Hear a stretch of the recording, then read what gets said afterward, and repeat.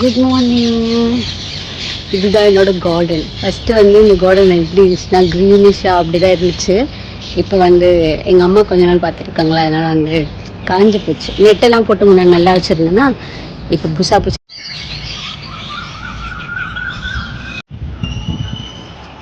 Hi hi.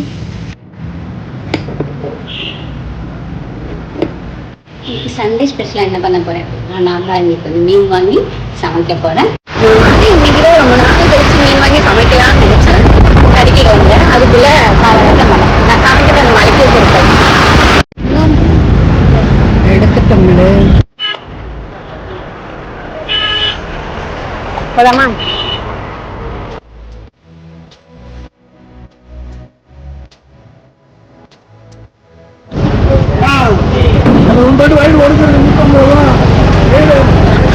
Erode இருக்கு மீன் fry பண்ண நல்லா இருக்கும்ல.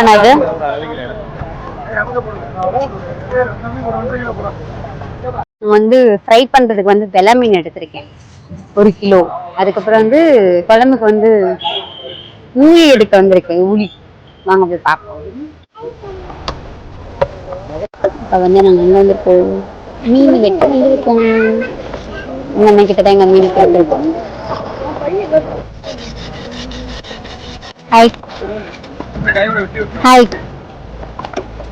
பயப்படுது. ஹாய் சொல்லு, ஹாய் சொல்லு. அதாவது நான் எப்படி சொல்றதுன்னா,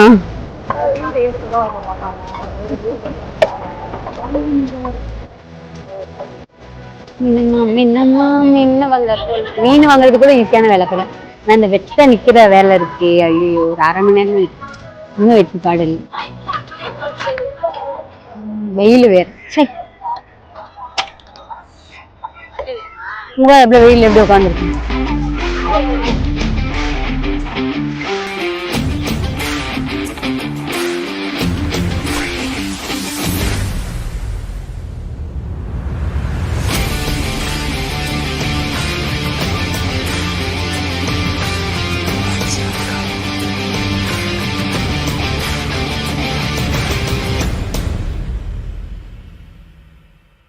மீன் மார்க்கெட்டுக்கு போய் ஒரு சம்பவம் ஆயிடுச்சு. என்ன அப்படின்னா, மைக்கு வந்து ஒர்க் ஆகலாங்க, சார்ஜ் காலி ஆகிடுச்சு. அதனால ரொம்ப நேரம் நானும் பார்க்கவே இல்லை. பார்த்தா அங்கே எதுவுமே கேட்காம இருந்ததுக்கு நாங்கள் நிறைய கன்வர்சேஷன் அங்கே ஓடி இருக்கு. சங்கட்டமாக போச்சு. என்ன பேசிகிட்டு இருந்தோம்னா, நானும் அந்த குட்டி பொண்ணும் மீன் கடை எப்படி வைக்கலாம் அப்படின்ட்டு, மீன் எப்படி விற்கணும்னு சொல்லி டிஸ்கஸ் பண்ணிட்டு இருந்தோம். மீனம்மா, மீன் மீன் மீன் வேணுமா அப்படின்ட்டு அவள் அழகாக க்யூட்டாக சொல்லியிருந்தேன். அதெல்லாம் மிஸ் ஆகிடுச்சு. சே, சரி மீன் கடைலாம் போடலாம் அப்புறம் அப்படின்னு சொல்லிட்டு, உங்கள் வீடெல்லாம் எங்கே இருக்குது அப்படின்ட்டு அந்த பொண்ணு என்கிட்ட கேட்டுச்சு. நானும் அவகிட்ட கேட்டுட்டு டிஸ்கஸ் பண்ணிவிட்டு அங்கேருந்து நாங்கள் மீன் வாங்கிட்டு கிளம்பிட்டோம்.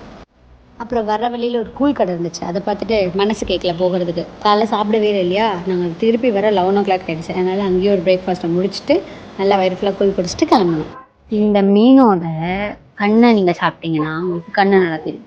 ஸோ சண்டே எல்லோரும் மீன் வாங்கி சாப்பிடுங்க. நம்ம இதை வந்து ஃப்ரை பண்ண போகிறோம். பார்த்தீங்களா, எங்கள் அம்மா எவ்வளோ க்ளீன் பண்ணி வச்சுருக்கேன். அழகாக இருக்குல்ல. நான் இப்போ வந்து என்னென்ன மசாலாலாம் போடணும்னு உங்களுக்கு சொல்லித்தரேன். அது ஸ்டைலில் வைங்க, தரமாக இருக்கும். அப்போ நானாக சொல்லிக்குவேன். இப்போது இந்த மசாலாவில் நான் என்னென்ன போட்டிருக்கேன் அப்படின்னா, இஞ்சி, பூண்டு, அப்புறம் இருக்கிற எல்லா பொடி, வீட்டில் இருக்கிற எல்லா பொடியும் நான் போட்டு, கரம் மசாலா, அப்புறம் சீரகப்பொடி, மல்லிப்பொடி, எல்லா பொடியும் போட்டு அரைச்சி எடுத்துருக்கேன். ஸோ இதை வந்து மேலே தடவி தடவி தடவி இதை நல்லா குளிக்க வச்சு பொரிக்க போகிறோம்.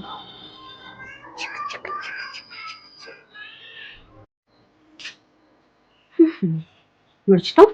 ஸோ இதை வந்து ட்ரை பண்ணிவிட்டு ஃப்ரை பண்ண போகிறோம். வந்து குழம்பு வைக்க போகிறோம்.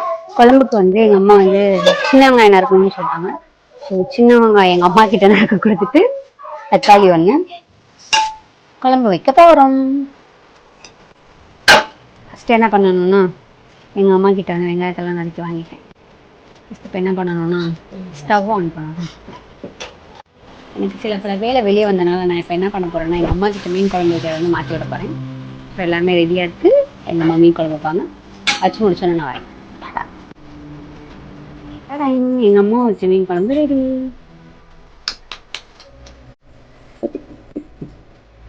என்ன வேணும்? ஆச்சா என்ன வேணும்? என்ன வேணுமா? என்ன வேணும்?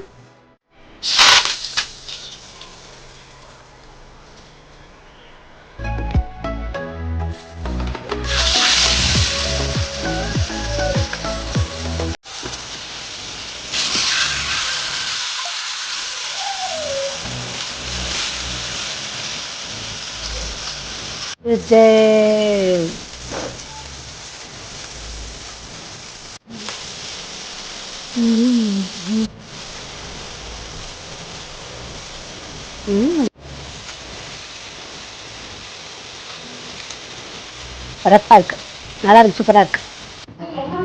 ஆசை ஆசை ஆசை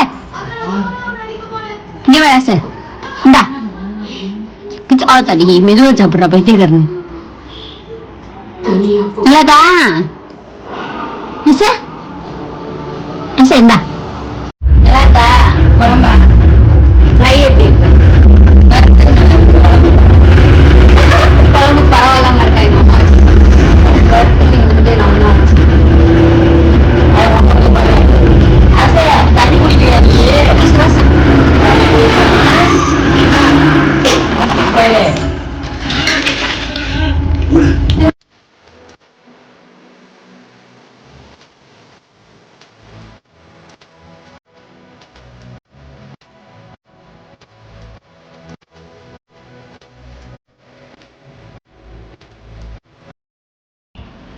இந்த விலாகில் வந்து இன்னும் கொஞ்சம் கண்டினியூ பண்ணணும்னு நினச்சேன், பட் நான் முடியலை. சாப்பிட்டு முடிச்சுட்டு ஒரு வேலை பார்க்கலான்னு போனேன். பார்த்தா அந்த வேலையில் வந்து ஒரு அடி விழுந்துச்சு மதுக்கு. நீங்கள் நினைக்கிற மாதிரி உடம்பளவுலலாம் இல்லை, அது மனசளவில் அடி விழுந்துச்சு. ஸோ நம்ம எவ்வளோ தான் ஒருத்தவங்களுக்கு பார்த்து பார்த்து செஞ்சாலும் அது அவங்க வந்து நம்மளோட ஒருத்தவங்க அப்படின்னு நினச்சி பண்ணாலும் அவங்க மனசில் நம்ம எவ்வளோ எந்த லெவலில் இருக்குமோ அது அப்படியே தான் இருக்கும். அது வந்து ஒரு நாளுக்கு நமக்கு தெரியவே தெரியாது. இது வரைக்கும் அவங்க வந்து நம்மளுக்கு எதுவுமே பண்ணலை அப்படின்னா கூட அது இவ்வளோ நாள் வரும், இந்த நாள் வரை எனக்கு தோணுனதே கிடையாது. சரி அவங்க நம்மளுக்கு எதுவுமே பண்ணலையே, நம்ம இவ்வளோ பண்ணுறோமே அப்படின்னு எதுவுமே எனக்கு தோணுதில்லை. ஆனால் அந்த சின்ன விஷயத்தில் வந்து இவ்வளோ தாண்டா அவங்க அப்படின்னு நினைக்க வச்சிடுறாங்க. அதுக்கப்புறம் நீங்கள் ஒவ்வொருத்தவங்க நினைப்பாங்களே, என்ன அந்த பொண்ணு இவ்வளோ ஆட்டிடியூடாக இருக்குது, இவ்வளோ துமிழ் பிடிச்சதாக இருக்குது, மதிக்க மாட்டேது அப்படின்னு நினைக்கிறாங்களே. அதெல்லாம் சும்மா வந்து நடக்கிறது இல்லை. எனக்கு வந்து புரிஞ்சிருச்சு அது ஏன் அப்படின்ட்டு. சில பல பேரோட அடி எல்லாமே விழுந்து மனசை வந்து கல்லாக்கிட்டு அது எனக்கு கன்வே கூட பண்ண தெரியல சரியா. அந்தளவுக்கு எங்கள் அம்மா சொல்லுவாங்க, ஓயாமல் சொல்லுவாங்க வெகுளித்தனமாக இருக்கன்னு. அது வந்து இப்போ வந்து அக்செப்ட் பண்ணிக்கிறேன். ஆமாம், எனக்கு இன்னும் யார்கிட்ட எப்படி நடந்துக்கணும்னு தெரியல, யார் என்ன மாதிரி யார் விஷம் கக்குறாங்கன்னே தெரியலை அப்படின்ற மாதிரி புரிஞ்சுக்கிட்டேன். So thank you for everything. Okay, நம்ம எப்படி இருக்கணுமோ அதே மாதிரி இருந்துட்டு போக வேண்டியதான் அப்படின்னு மனசு ஒரு பக்கம் சொல்லுது, ஆனாலும் கேட்க மாட்டேதே. தடா.